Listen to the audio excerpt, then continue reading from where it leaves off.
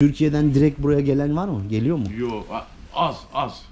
Az var. Anladım. Qadın malı var. Ha Türkiyədən işleyen var. Ama o çok baha, yolu bahadır. Değişik bir şey yapmışlar. Fotini Otel burası. 1400 ruble ve 14.000 ruble. Вы откуда? Ну, меня не надо снимать. İzvinite. Herkese günaydın.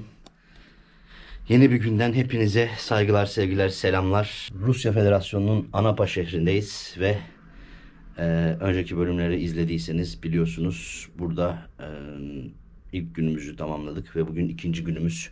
Şimdi yeniden Anapa sokaklarına çıkacağız. Anapa şehri burası.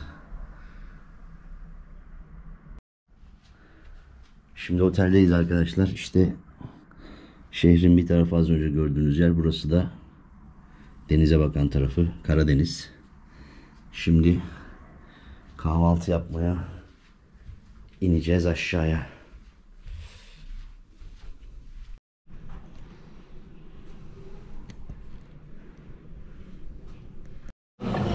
Evet, böyle bir kahvaltı var. Midye bile var. Pek bizim damak zevkimize uygun olmayabilir ama mantıdan, midyeden işte burada insanlar salata bu şekilde yapıyorlar kahvaltıyı. Tatlı ağırlıklı hamur işi.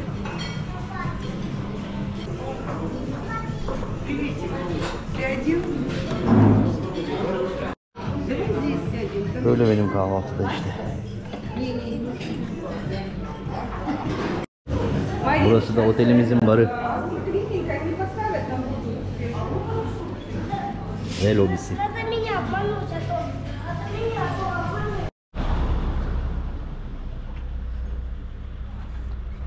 İşte bizim otelimiz Grand Safir Otel Anapa. Kendimizi bir sokaklara atalım bakalım. Buralarda neler var neler yok, bir gezelim etrafı.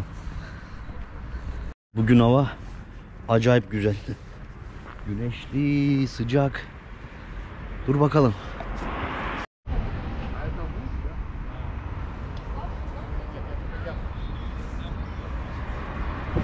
Burası hem market hem de böyle bir kafe olarak çalışıyor. İnsanlar gelip kahvaltı falan yapıyorlar. Terek Rostok ismi de. Yürüyelim bakalım şöyle. Daha şehrin içine, merkezine doğru. Önceki videolarda buraları akşamüstü gezmiştik ama şimdi bir yeniden gezelim ve eğer dün tatilden dolayı birçok yer kapalıydı. Eğer açıksa da birkaç çarşı, pazar, oraları gezmek istiyorum bugün. Burası oyun eğlence parkı. Sadece herhalde şu an dönme dolap açık ama büyük de bir treni var normalde. Ama yazın açılıyor. Şimdi açık değil.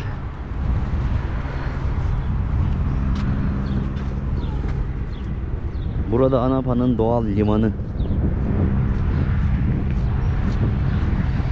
Yani şirin, güzel bir şehir ama daha fazla tabi her zaman söylediğim gibi yazın gelinmesi gereken bir yer. Deniz de bu tarafta.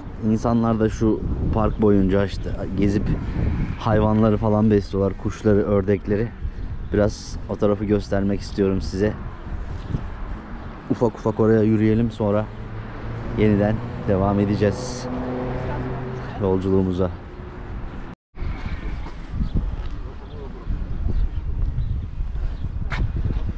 Böyle kazlar, ördekler, değişik değişik kuşlar var.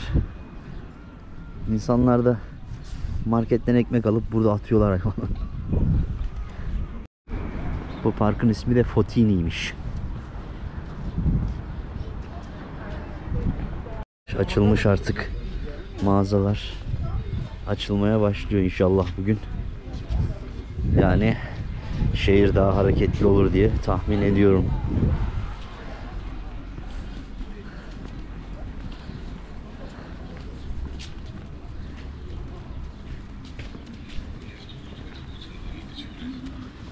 Burada da çarşılar var ama tabii hepsi tamamen açılmamış yine. Yine de gezelim bakalım. Şu karşıdaki mavi bina da restoran ve gece kulübü gibi. Dün buraya gitmeye çalıştık ama almadılar. Yani rezervasyonlu alıyorlarmış. İnşallah bu akşam gideceğiz bakalım. Tam böyle denizin kenarında, plajda güzel bir yer. Yani hem yemek yiyip yani hem restoran hem gece kulübü gibi çalışıyor. Bakalım bu akşam gideceğiz umarım. Değişik bir şey yapmışlar. Fotino Otel burası. Yine otel şu gördüğünüz bina. Buraya da böyle bir heykel yapmışlar. Keyfe bak. Enteresan.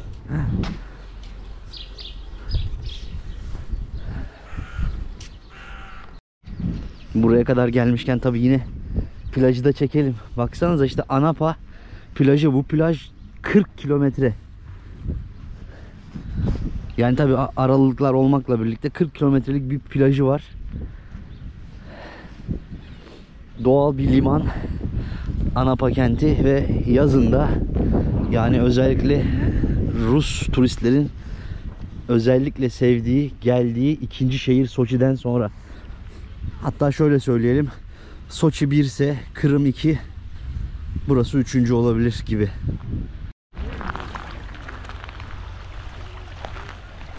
İşte böyle.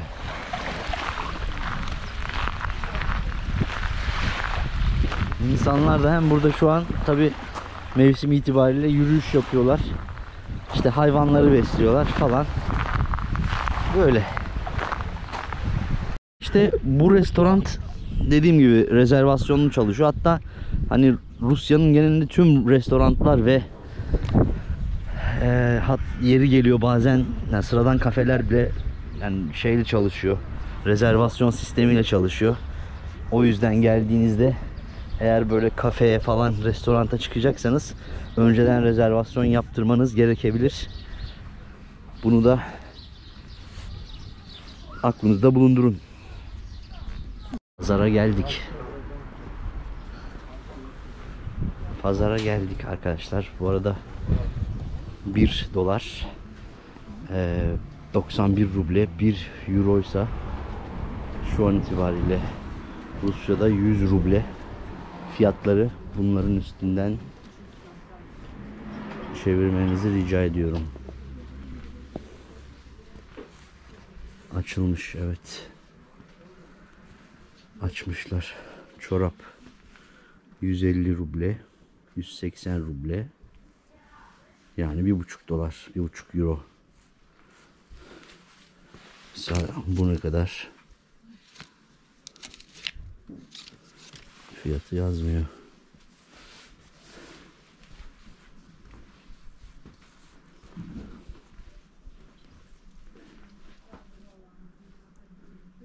Mesela şu 2200 ruble yani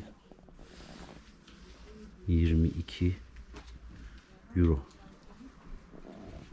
İyi para. Здравствуйте. Şöyle yürüyelim. Evet. Burası tabi Adejda Jenskaya, bayan ürünlerin yani tekstil ürünlerinin olduğu bölümün pazarın. Bir yani kadın kazağı 22 euro düşünün. Şu yelek 2700 ruble yani 27 euro.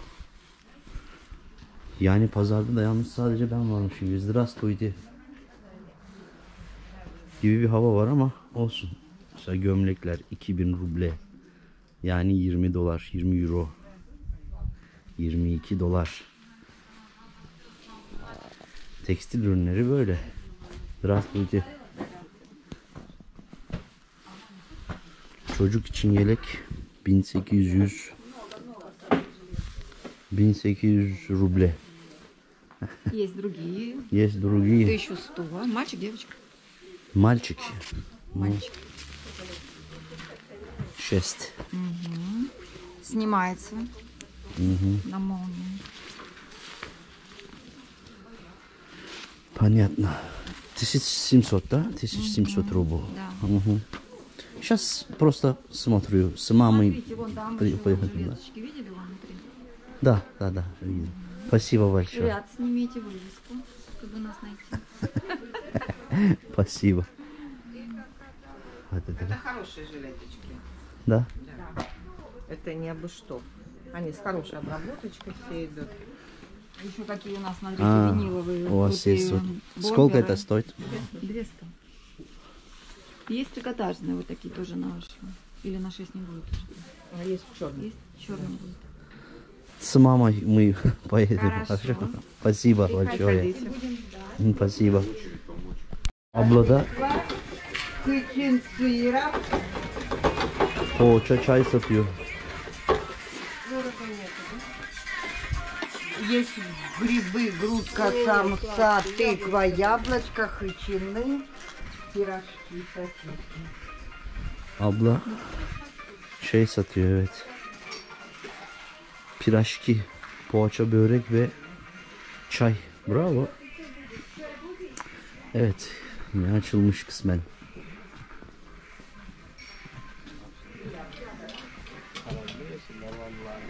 Montlar kaç para acaba?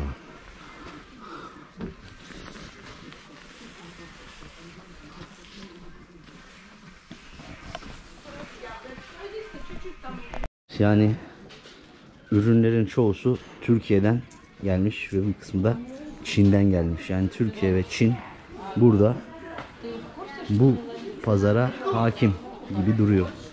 Şöyle yürüyorum. Evet, burası pazarın tekstil bölümü. Bakalım başka bölümü de var mı zaten. Yavaş yavaş ilerliyoruz. Ya da şöyle.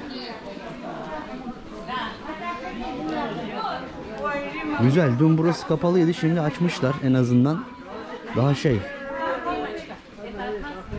Açmışlar. Bakalım. Дальше. Это стоит 4000, да? Да. 4000. Спасибо. Жилетка сколько стоит? Так, надо смотреть, сколько. Я не хозяйка, правда. Ага. 6 6000, да. Хорошо. Спасибо большое. Erkek mont, sweatshirt karışımı bir şey 4000 ruble. Yani yaklaşık 1300 Türk lirası. Şeyse yelekse 6000 ruble. Yani hemen hemen 2000 Türk lirası. Fiyatlar şu an burada böyle. Oh, tavlada oynuyorlar. Pencidü gelmiş. Güzel. Здравствуйте. Kürkler, kadın montları. Yani burada montlar, sweatshirtler tarzı şeyler. Arkadaşlar şöyle söyleyeyim size, yani 5000 ruble üstü gibi. Yani 5000 rublede 1500-1600 lira gibi bir rakam yapar. Yani 50 euro, 50 dolar gibi hesaplayabilirsiniz bunun üstünde. Ayakkabılar ne kadarmış? Bakayım. Arabalar, ayakkabılar. Arabalar nereden çıktı?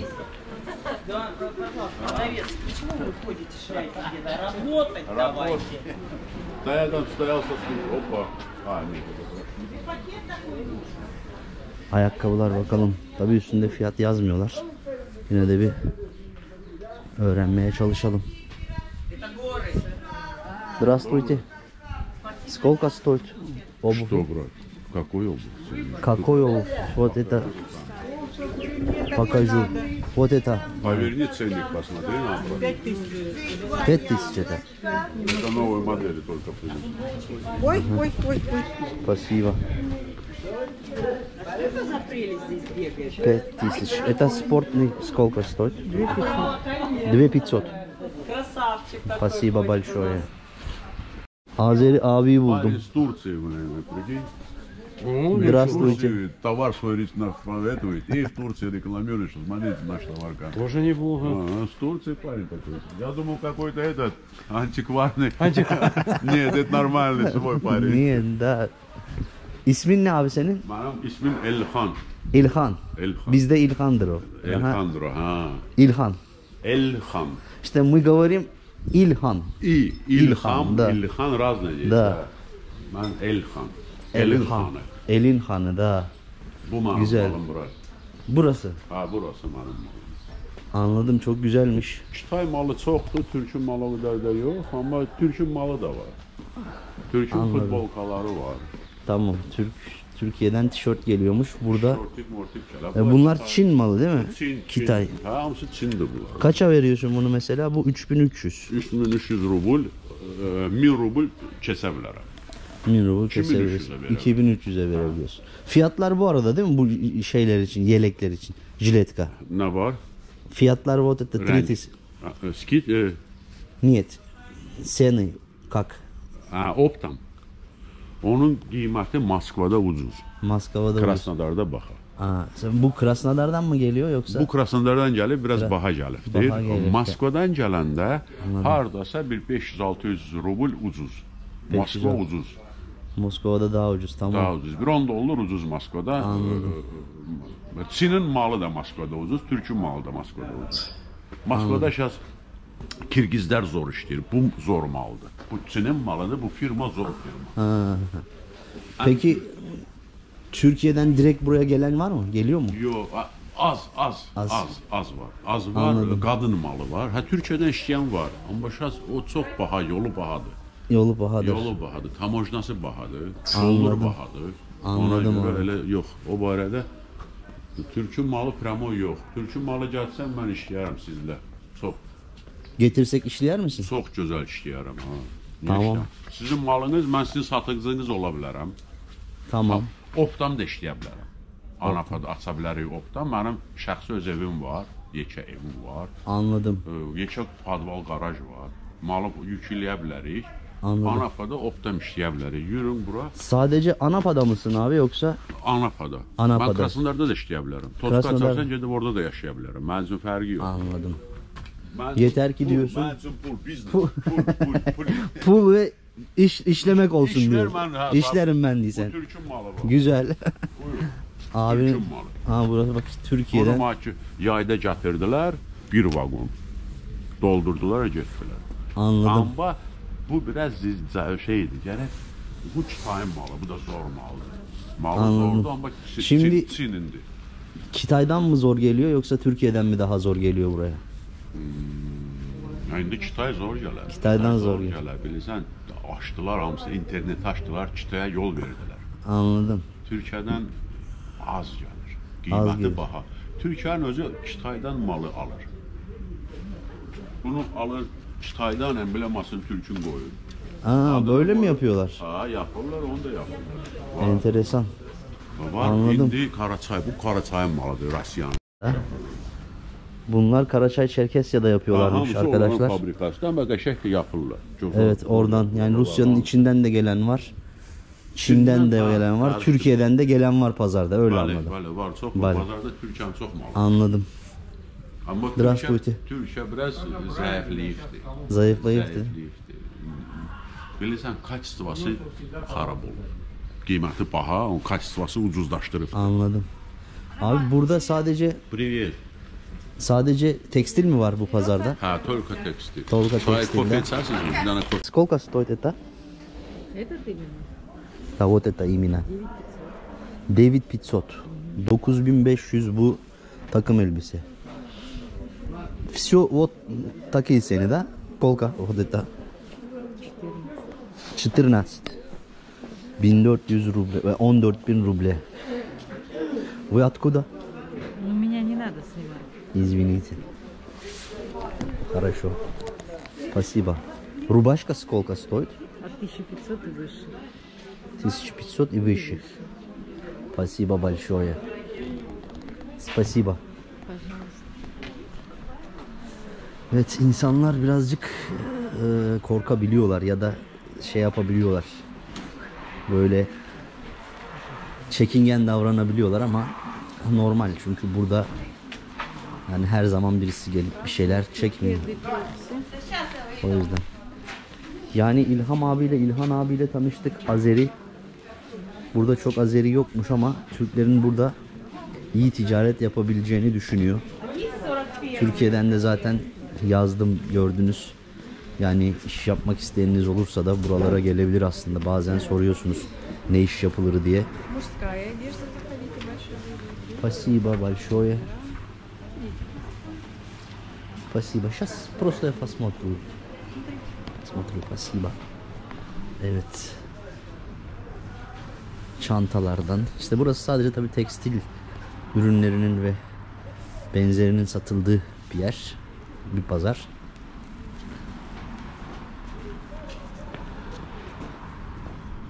Böyle. Pazarın ismi Yarmarka na Severnoy. Yani Kuzey Pazarı. Severnoy Pazarı. Böyle. Bakalım şu tarafa gidelim. Oradan yine burada böyle. Yani fiyatlar tabi birazcık daha sanki hani çok da ucuz değil, öyle söyleyeyim size. Tabi Rusya'da insanlar demek ki bu fiyatları normal karşılıyorlar. Burada sezon 5 ay sürüyor. Yani 5 ay boyunca daha yüksek fiyatlara da satabilirler. Ya da fiyatlar benzer olsa da daha hareketli oluyor burası. İnsanlar da öylelikle iyi ticaret yapıyorlar burada yani.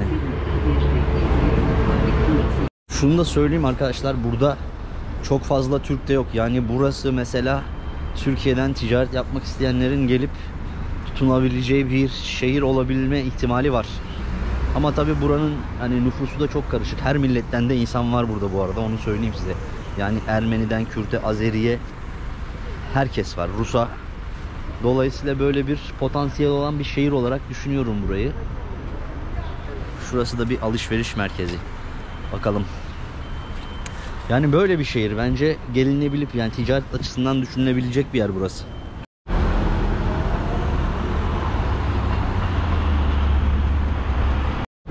Evet, alışveriş merkezinin içine girdim. Hemen pazarın kenardaki. Burada da yine birçok mağaza var. Birkaç. Bakalım, dolaşalım, fiyatlara da bakalım orada. Nasılmış?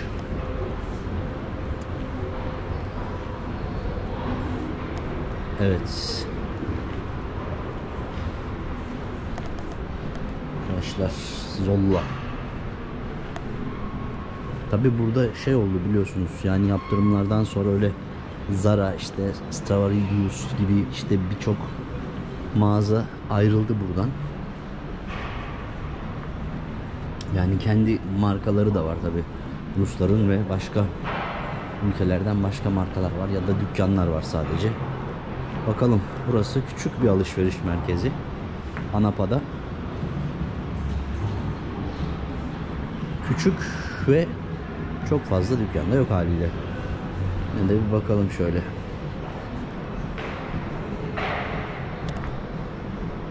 Bayan giyim üzerine var. Saat takı.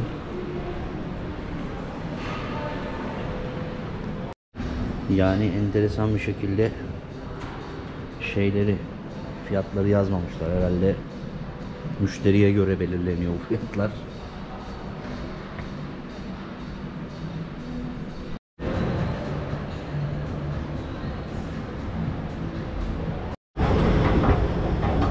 Yani alışveriş merkezinde ev tekstilinden oyuncakçıya kadar birçok seçenek var. Fakat burası bir yaz kasabası olduğu için daha fazla yazın hareketli oluyor. Şimdi neredeyse hemen hemen boş, yani cumartesi günü saat 1 civarı şu an burada. 9 Mart 2024 bu arada. Yani çok az bir insan var ama burası dediğim gibi yani yazın çok fazla, hani burada ticaret gerçekten hareketleniyor yazın. Hadi çıkalım biraz dışarı, biraz daha sokakları gezelim. Yeter gayrı.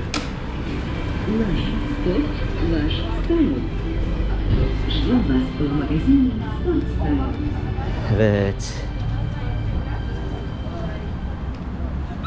Halen kapalı olan yerlerde var. Buralar yazın hep açılıyor işte. Yazları daha fazla dükkan oluyor. Bakın şu arka tarafları hep kapalı ama yazları açıyorlar.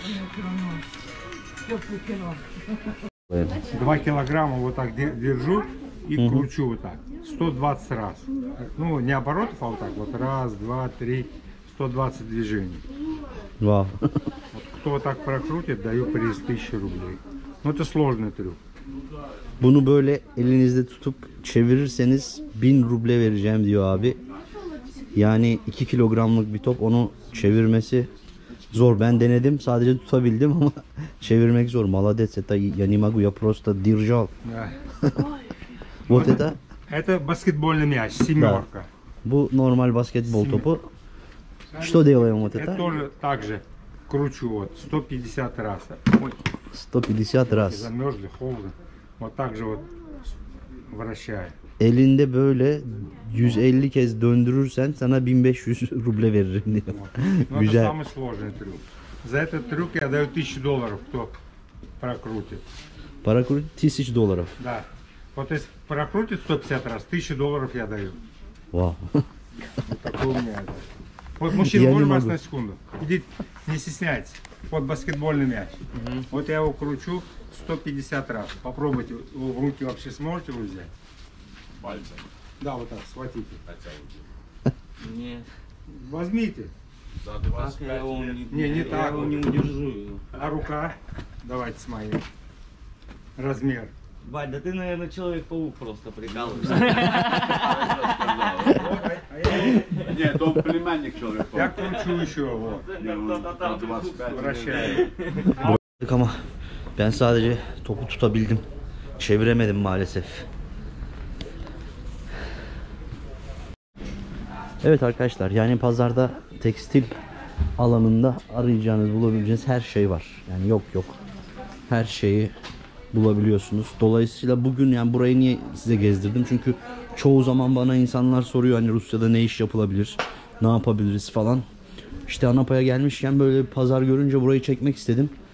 Yani şu an gördüğünüz üzere bu dükkanlar, tabii şunların hepsi yazın açık oluyor. Yani Mayıs'la Ekim arasında buranın sezonu.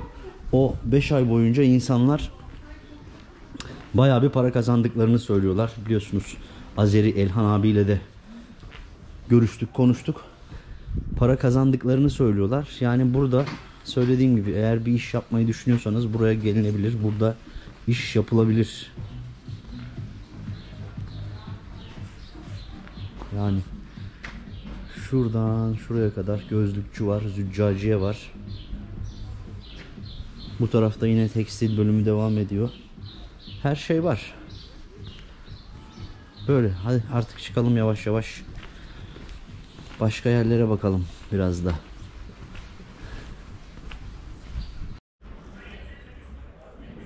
Yani şöyle baktığınızda kocaman bir alan. Pazarın bir ucundan şuradan girdim. Bu taraftan çıkmaya çalışıyorum. Çıkışı da bulamadım. Battaniyeler bile var.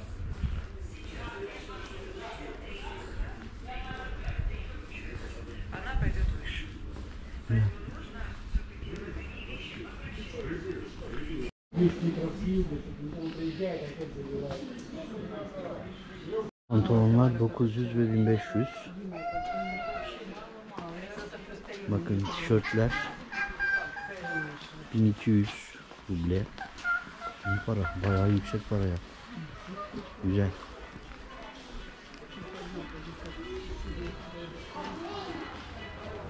Тишёртler. Сколько стоит это? 600. 600. 600, 600. Анапу, да. Тоже 600, 600. вот там почти Маленькие там, но они маленькие размеры. Aha. Tişörtler 600 rubleden başlıyor. Yani 600 ruble, 200 lira gibi bir şey. Burada da mesajlı tişörtler var. Alınabilir.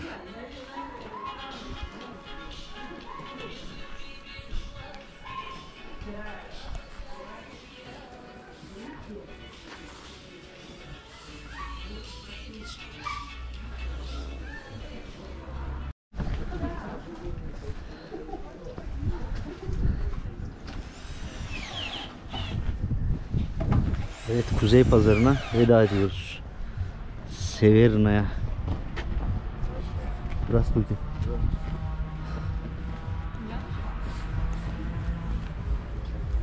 Arkadaşlar, yani söylediğim gibi burada genel hani bir fiyatları görmeniz açısından ve genel ticaretin nasıl döndüğünü görmeniz açısından bu videoyu yapmak istedim. Size pazarı gösterdim. Yani Kuzey Pazarı diye geçiyor. Yarmarka Severnoy. İşte gördük, çıktık. Şimdi otele tekrar geri döneceğim. Birazcık dinleneyim ve başka yerleri var buranın, Anapa'nın tabi, oraları görmek istiyorum. Bu videoyu burada kapatmak istiyorum artık. Lütfen beğenmeyi, yorum yapmayı, abone değilseniz abone olmayı unutmayın. Tekrar görüşünceye dek kendinize iyi bakın. Huzurlu, mutlu, sağlıcakla kalın.